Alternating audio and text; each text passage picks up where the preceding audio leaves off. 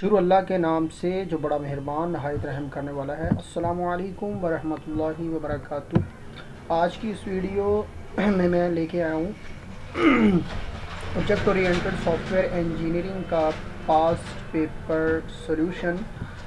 जो भी स्टूडेंट्स जो एमसीएस कर रहे हैं उनका थर्ड सेमेस्टर चल रहा है तो उनके अगर एग्ज़ाम हो रहे हैं, एग्ज़ाम स्टार्ट हो चुके हैं या होने वाले हैं, तो उसके लिए ये बहुत ही मुफीद वीडियो होगी। क्योंकि ऑब्जेक्ट ओरिएंटेड सॉफ्टवेयर इंजीनियरिंग का ये जो आपको सामने पेपर नज़र आ रहा है, ये आपके जूनियर दे चुके हैं, जूनियर्स ने दिया है। तो इसका जो सोल्यूशन है आपके सामने मैं शेयर करूँगा और इस वीडियो में वो तमाम डिटेल में आपको बताने वाला हूँ कि आपने ऑब्जेक्ट ओरिएंटेड सॉफ्टवेयर इंजीनियरिंग का पेपर एग्ज़ाम में कैसे अटैम्प्ट करना है, आपने क्वेश्चन कैसे, हर क्वेश्चन कैसे अटैम्प्ट करना है। ठीक हो गया, और साथ ही इनका सोल्यूशन भी होगा। ठीक हो गया। तो ये सामने आपके पास इस पेपर के क्वेश्चंस नज़र आ रहे हैं। 10 शॉर्ट क्वेश्चन है, 2 नंबर का एक क्वेश्चन है। ठीक हो गया, और 2 ही इसके अंदर लॉन्ग क्वेश्चंस हैं। ठीक है, बहुत सिंपल और सादा पेपर है, कोई इसमें कोई इतना ज़्यादा वो नहीं है ये कोई कि आपको समझ में ना आए। ठीक है, तो इसके सोल्यूशन की तरफ चलते हैं। ये देखिए सामने इसका सोल्यूशन मैंने तैयार कर रखा है। तो सबसे पहला जो क्वेश्चन था वो था what is data abstraction and how it is different from encapsulation. Abstraction क्या है और ये इनकैप्सुलेशन से डिफरेंट कैसे है। ठीक है ना, तो आप लोगों को पता है कि एब्स्ट्रैक्शन हो गया, इनकैप्सुलेशन, इनहेरिटेंस और पॉलीमॉर्फिज्म, ये ऑब्जेक्ट ओरिएंटेड प्रोग्रामिंग के मेन कॉन्सेप्ट्स हैं, फीचर्स हैं। ठीक है ना, तो डेटा एब्स्ट्रैक्शंस क्या है, इसमें प्रोवाइडिंग ओनली जो इसेंशियल इंफॉर्मेशन, ज़रूरी इंफॉर्मेशन जो है वो मुहैया की जाती है एंड यूज़र को। ठीक है, डेटा के मुतल्लिक। ठीक है ना, और जो उसके लिए गैर ज़रूरी चीज़ होती है वो उसको नहीं प्रोवाइड की जाती। ठीक हो गया। अब देखिए यहाँ पे the concept of object oriented program that shows only essential attributes and hides unnecessary information. ठीक है ना, ये बात आपको यहाँ पे समझ आ गई होगी। बाकी यहाँ पे मैंने एक एग्जांपल ऐड की है डेटा एब्स्ट्रैक्शन की, कि यूज़र का एक प्रोग्राम है, हम कोई भी एप्लीकेशन यूज़ करते हैं तो हमारा जो कंसर्न होता है वो किससे होता है, उसके फंक्शंस से होता है। तो आपको पता है कि जो फंक्शंस होते हैं वो पब्लिकली उसको एक्सेस कर सकते हैं। जिस तरह से आपने कोई गेट नेम किसी का करना है, सेट नेम करना है, गेट आईडी किसी की आईडी को एक्सेस करना है, तो ये हमारे लिए चीज़ें रेलिवेंट है। और ये अंदर ये जो प्राइवेट पोर्शन है ये हमारे लिए क्या है, गैर ज़रूरी है। तो डेफिनेशन में भी उसने यही बताया कि सिर्फ जो नेसेसरी चीज़ें हैं सिर्फ उसी को ही जो यूज़र है वो एक्सेस कर सकता है। ठीक हो गया। अब इनकैप्सुलेशन क्या है, इनकैप्सुलेशन का कॉन्सेप्ट भी थोड़ा बहुत इससे मिलता जुलता है।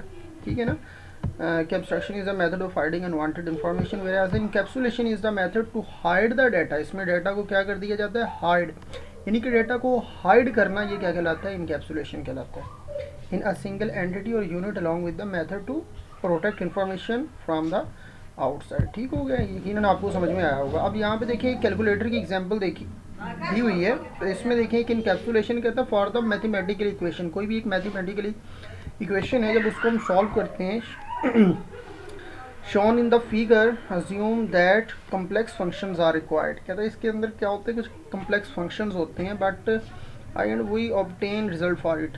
कहता है हमने सिर्फ एक इक्वेशन वगैरह वो दे देनी होती है। ठीक है ना, कोई भी हमने फंक्शन एंटर कर देना होता है, हमें इससे कोई गर्ज नहीं है कि वो किस तरह से इसको सॉल्व कर रहा है, हमें वो जस्ट क्या है उसका आंसर निकाल के दे देते हैं। जिस तरह से हमने लेट सपोज फॉर एग्जांपल कि हमने ना किसी 1225 का क्या लेना है, रूट लेना है, तो पहले तो अगर हम बाय हैंड करें तो क्या है ये, मतलब कि हम उसको क्या कर रहे होते हैं, तजज़ीह ले रहे होते हैं, या बाय डिवीजन मेथड उसको सॉल्व करते हैं और फिर आंसर जाके निकालते हैं। तो कैलकुलेटर के अंदर वो इनकैप्सुलेशन में होता है, वो खुद ही क्या है, तो वो इसको कर लेता है। यानी कि calculator shows the result of equation, उसने सिर्फ आपको रिजल्ट दिखाना है, आपको इससे कोई सरदर्दी नहीं है कि वो कैसे कर रहा है, कहाँ से होके आ रहा है, ये सारा कुछ आपको इससे कुछ नहीं, वो सारा कुछ हाइड होता है, but hides the implementation calculating the result out.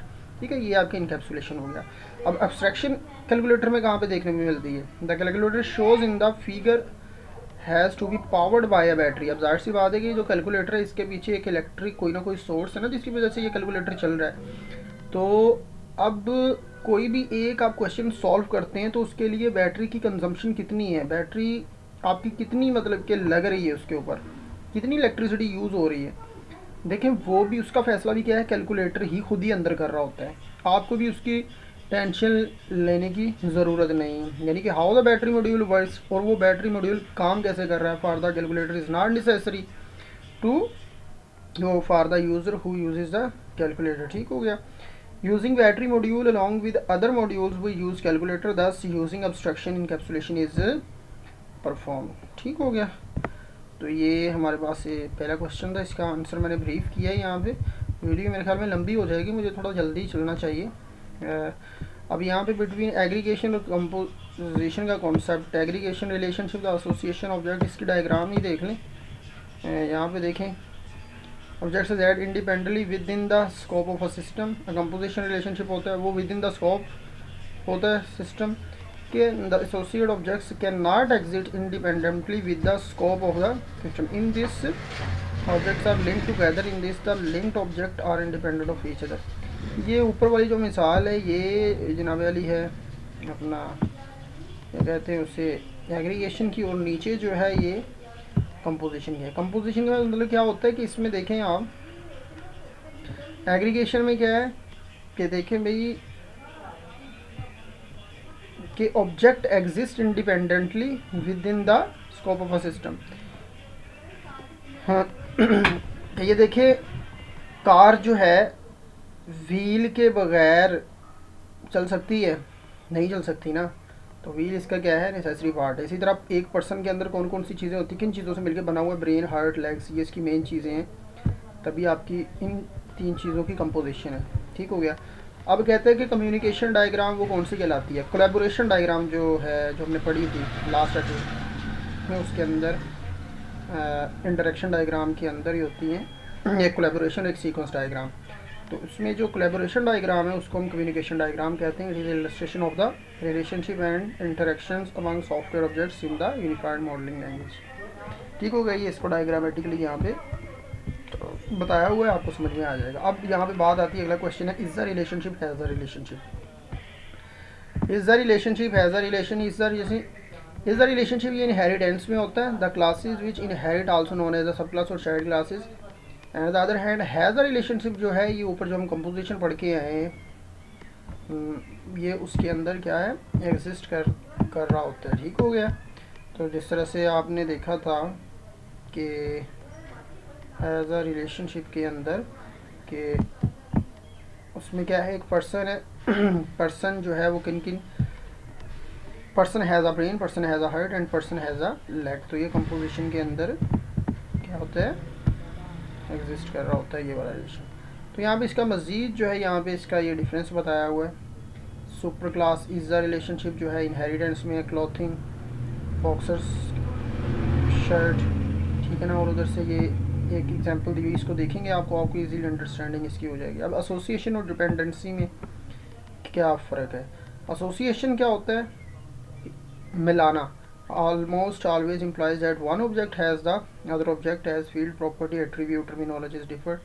Dependency क्या होती है, typically but not always implies that an object accept another object as a method, parameter, instantiates or users another object. A dependency is very much implied by an association.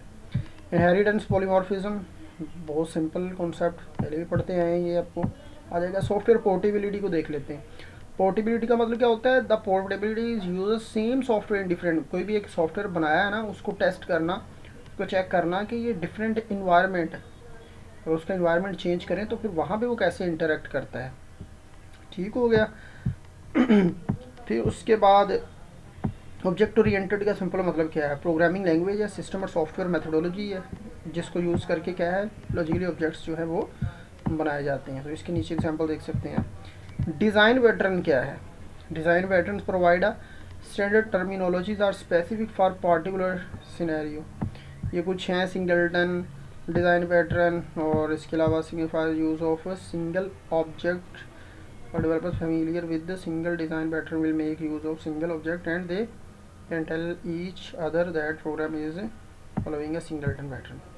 खैर, classification of design of pattern क्या है, types of design pattern में creational, structural, behaviour, ये इसके types हैं। उसके आगे further types. Agile process क्या है, a way to manage a project by breaking it to a several phases, ये एजाइल कहलाता है। इसमें कौन कौन सी चीज़ें आती हैं, मीटअप होता है, प्लान किया जाता है, डिज़ाइन किया जाता है, डेवलप किया जाता है, टेस्ट, और फिर उसके बाद उसको बनाना सॉफ्टवेयर को इवेलुएट किया जाता है। बात करते हैं अब लॉन्ग क्वेश्चन की। एक लॉन्ग क्वेश्चन पूछा हुआ है कि रिग्रेशन और इंटीग्रेशन टेस्टिंग क्या होती है। तो सबसे पहले रिग्रेशन टेस्टिंग क्या है, software testing practice that ensures application will functions as expected after any code change.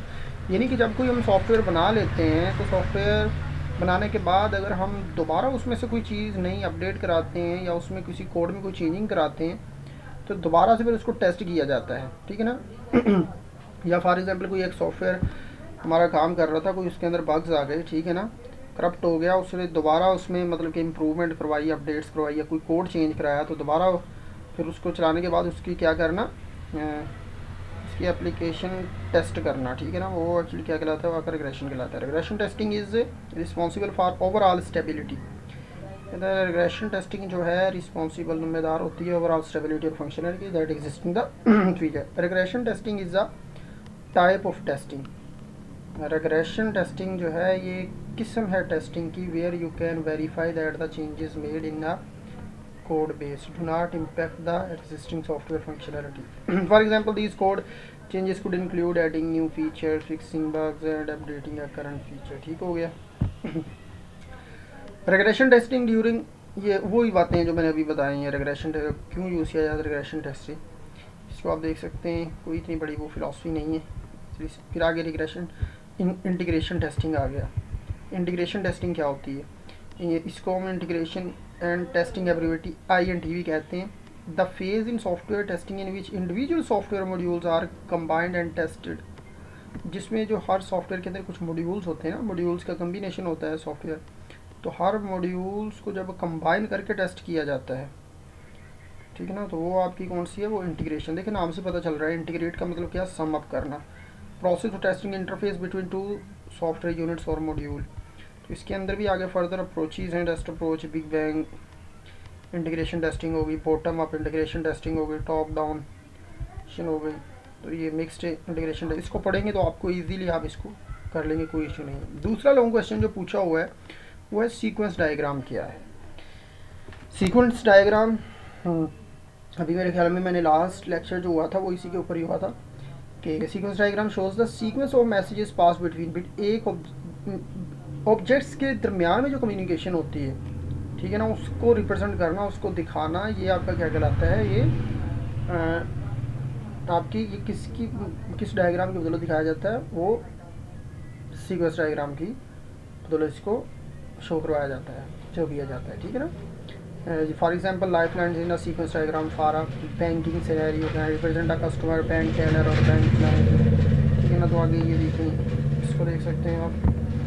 और इसके अलावा नेक्स्ट हमारे पास ये भी है, बेसिक सीक्वेंस डायग्राम नोटेशंस है, ठीक है। क्लास रोल्स और पार्टिसिपेंट्स हैं, ऑब्जेक्ट कंपोनेंट, ठीक हो गया, एक्टिवेशन एंड एग्जीक्यूशन, ये उसके एलिमेंट्स है, ये सारे हमें पढ़ाए थे कि जब भी डायग्राम बनानी है तो किस चीज़ को कैसे शो करना है हमने, ये सारे उसके सैम्पल्स हैं। लाइफ लाइन को कैसे शो करेंगे, जब कोई ऑब्जेक्ट डिस्ट्रॉय होगा तो उसको कैसे, मतलब लूप को कैसे शो करेंगे। फिर आगे मैसेज की टाइप है, सिंक्रोनस मैसेज होता है, सिंक्रोनस मैसेज, रिप्लाई और रिटर्न मैसेज होता है, सेल्फ मैसेज, क्रिएट मैसेज और delete message, found message, lost message. बहुत आसान है, कोई इतना मुश्किल की बात नहीं है। तो ये था भाई ऑब्जेक्ट ओरिएंटेड सॉफ्टवेयर इंजीनियरिंग का पास्ट पेपर का सोल्यूशन जो मैंने आप लोगों के साथ अभी शेयर किया है। तो अगर किसी को कोई भी कन्फ्यूजन हो, ठीक है ना, मैंने इसको मज़ीद इतना ज़्यादा ब्रीफ नहीं किया, मैंने चंद बातें आप लोगों के साथ, एक्चुअली मैंने आप लोगों के साथ सोल्यूशन ही इसका शेयर किया है। तो फिर भी अगर किसी को कोई इशू हो तो मुझे कमेंट के ज़रिए आप पूछ सकते हैं, ठीक है। नेक्स्ट वीडियो तक मुझे दीजिए इजाज़त, अल्लाह हाफिज़।